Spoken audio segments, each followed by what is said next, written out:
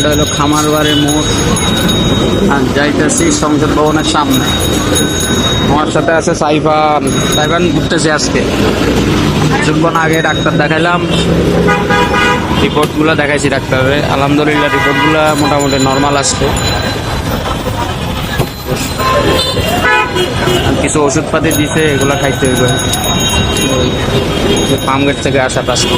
এই রোডের একটা কাহিনী আপনাদের সাথে শেয়ার করি। আমি যখন ভার্সিটি প্রিপারেশন নিতেছিলাম তখন ফার্মগেটে কোচিং করতাম, তো রেগুলারই এই পথ দিয়ে চাইতাম।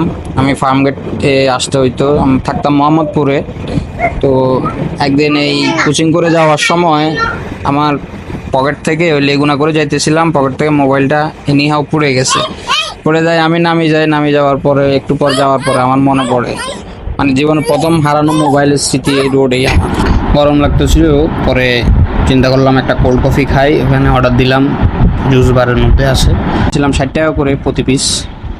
পরে নিজের একটু শক্তি ট্রাই করলাম আর কি, যে এখানে একটা বক্সিং মেশিন ছিল।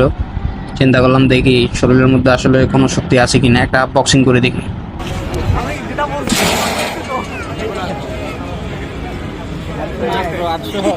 আলহামদুলিল্লাহ সব মিলে করলাম, একটু ভালোই লাগলো অনেকদিন পরে। তো সবাইকে ভিডিওটি দেখার জন্য ধন্যবাদ। ভালো থাকবেন, সুস্থ থাকবেন, দোয়া করবেন সবাই। আল্লাহ হাফেজ।